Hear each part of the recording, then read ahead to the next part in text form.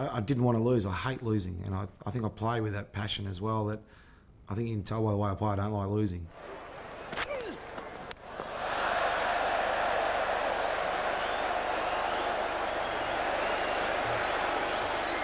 Big smiles all round there. It wasn't a bad bouncer, actually.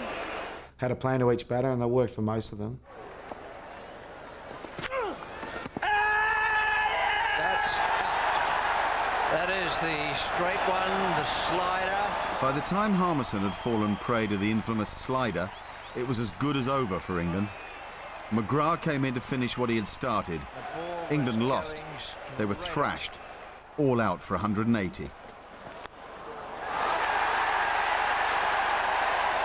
McGrath has picked up another wicket. 4 each for McGrath. And on the first morning, England had looked like winners, but it was too good to be true, and it all seemed a little too familiar. 180 in 58.1 overs. Peterson not out 64. It was so depressing because we'd had that fantastic morning session at Lord's, the first day. Australian batsman hit on the head, bowled out for 190. Awesome. What everybody wanted to see, Australians cut down to size, and then suddenly, not only were England bowled out cheaply in reply, but then they dropped catches, bowled not very well, Australia got a big score and won the game, and it was almost like it was just a flash in the pan, that first innings. They cleaned us up at Lords and we were written off at Lords. The headlines after day 2, day 3, day 4 were, here we go again. We're going to get cleaned up. It'll be 3-0, 4-0, 5-0. Glenn McGrath said we're going to beat us 5-0. The spotlight was on England for all the wrong reasons. And the press and the Australian coach singled out Giles's performance for special attention. One critic even said that playing with Giles was like playing with 10 men. But in fairness, the comparisons with Warne give him little chance. He's basically someone who can do a job, maintain pressure on batsmen, give the fast bowlers a break. And he's not going to run through you. He's not going to get 7th, and he's not going to get 600 test wickets like Shane Warne.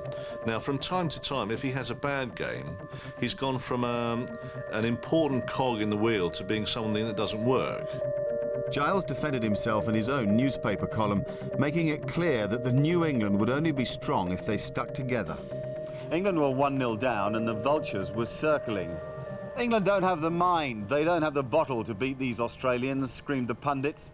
Mind you, no one, least of all those pundits, could have written the script for what was to happen 11 days later in Birmingham. Been a crushing experience for England. No matter the aggression and the intent in the play, we just didn't seem to have cricketers who could match the likes of Shane Warne and Glenn McGrath. So the teams went to Edgbaston and suddenly the tide turned in England's favour, and it happened before a ball was bowled. Yes, who would have believed it? In the training session that morning, the deadly McGrath had stumbled on a stray ball. We're warming up and we see that McGrath's being stretchered off on like a little buggy. You know he's struggling at that stage at 10 o'clock in the morning, so you get a feeling that he's not going to play. They're going to have to go in with a less experienced player. This bloke falls over a cricket ball. And you just think, what do you mean he might not play? And in that moment, the whole thing just completely altered in tone and mood. With one half of the world's most dangerous bowling attack gone, England had a reason to be cheerful. Heads is the call. The next bit of luck came on the toss of a coin. It is a head, Ricky. Heads it is. Ricky Ponting has won the toss. What are you going to do, Ricky? We're going to have a bowl this morning, mate, with the overhead conditions. Ponting's decision to field first was a terrible decision because it was obviously a batting day. We fully expected him to bat. I mean, it looked a bit overcast, it was a bit moist, the wicket, but Edgbaston generally deteriorates over the few days and spin comes into play. No ball. Oh, my goodness me.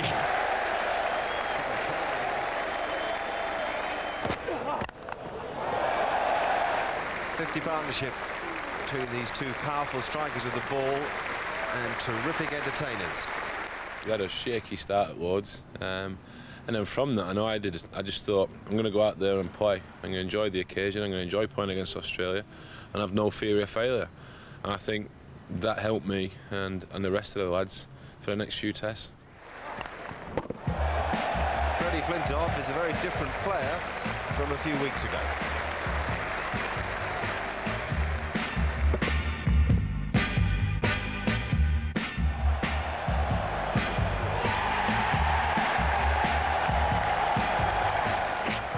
And again, and he doesn't know where that is, but it's gone for 4, it's gone for 6.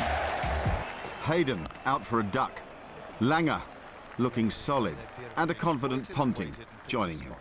Now it's the beleaguered Ashley Giles with ball in hand. After a critical mauling for his Lord's performance, he had everything to prove, and revenge would be sweet.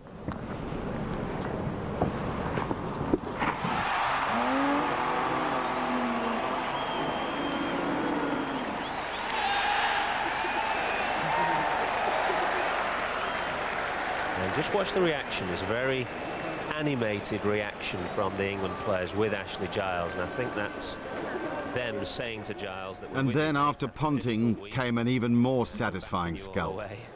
Everybody had been saying, especially after the first test, that England were doomed because, in opposition to the great Warne, all we had was the mediocre Giles. So it was a wonderful moment when Warne came complacently down the pitch, winding up to hit Giles all the way out of Edgbaston, and was completely deceived and bowled all over the place. It's a nice little battle for Ashley Giles to win. Vaughan's faith in Giles had paid off. You win as a team, you lose as a team, you draw as a team. And what we said at the beginning of the series is whatever happens, come September the 12th, we wanted to stay as a team. With Australia all out for 308, England went back into bat. By the time the light faded, they were 124 ahead, and things were looking rosy. Offside. But then, everyone's heart stopped. Now, there's something wrong with Flintoff here. Early on in his innings, he went for a shot and reacted as if he'd pulled a muscle in his left shoulder, and we all thought, oh no, this is the old story. Just when we seem to be on top, an injury to one of our key players. Now, this is what has happened. He's played the square cut. Just keep your eye on him, and that's when it's happened. He's grabbed at his shoulder. Even the physio didn't know what to make of Freddie's condition.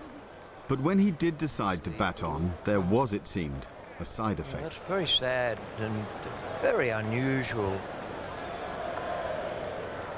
If anything, the injury seems to make him restrain himself and bat better. Before he got England out of trouble with 73.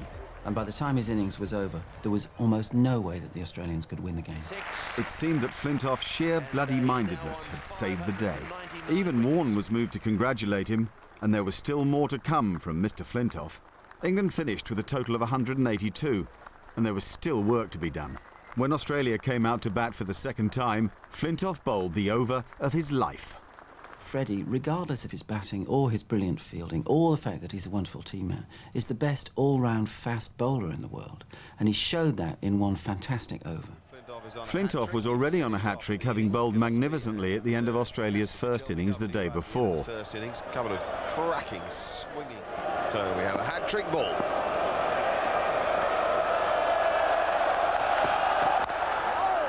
The first ball was blocked. Which is safely negotiated. Oh, Billy, you are under some pressure. Well, a bit high. It was probably my best over I've ever bowled, I think. I was running in, probably still on a high from the batting, scoring 70-odd, and there's a crowd were behind us. And we knew the importance of that session we was in. We needed to take wickets and to defend our score, so I just ran in, and it's one of them overs where everything seems to happen for you. LBW shouts. There's marvellous bowling this, because every ball, 3 out of 3, bang, bang, bang. They've all asked a big question of the batsman. He bowls 93, 94 miles an hour, and it reverses one way and it reverses the other way. Ponting is not good enough to play him, and we're talking about one of the best players in the world. Now, Trescothick is trying to persuade Vaughan to bring in a short leg.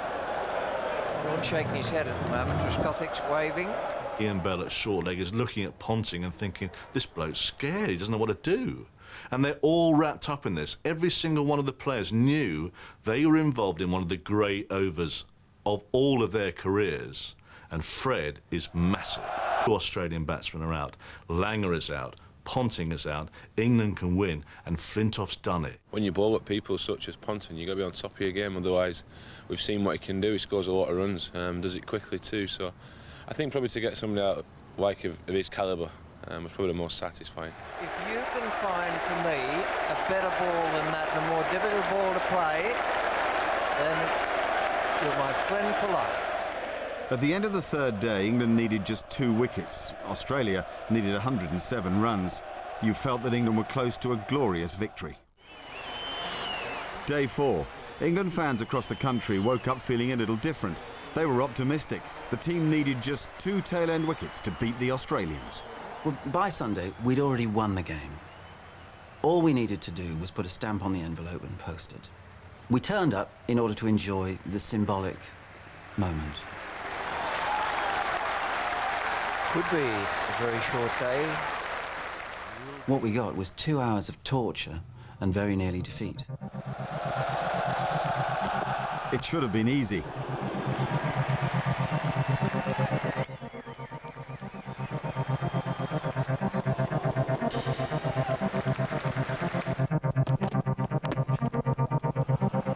It's gone wide of man, Andy. But as the morning wore on, England didn't take those wickets.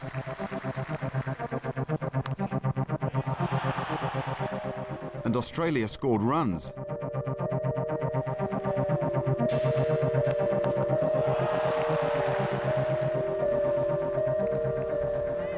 You have to go away because you're bringing them bad luck. You're cursing and praying and screaming and gibbering and drooling far too much. That'll race away for 4-2. Just gets closer and you... Oh, yeah, well, it's a bit... I was trying to get that on the tee about 12:30. That's not going to happen. Well, maybe 1:30 will be all right. Kastrovic is timing it well. He wants to come back for 2, which he does, and he makes. My bowels had turned to water. I was vomiting with fear. It really was almost that visceral and unpleasant.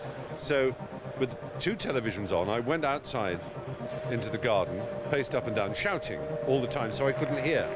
Came in like this, going la la la la la la, like, you know, like a couple of teenagers having a row, refusing, you know, sort of whistling in order to stop the other one from hearing them. And la la la la la la la la la. And it was a slow-mo replay of Gareth Jones leaping to his left, catching off a very bad ball from Steve Harmison. What a superb day for English cricket. Michael Vaughan's team had levelled the series. It had been a terrifying ordeal for them playing and for us watching. We seemed to have a team that all of a sudden was confident, united and mentally strong. And you know, it dawned on us, the Ashes were on.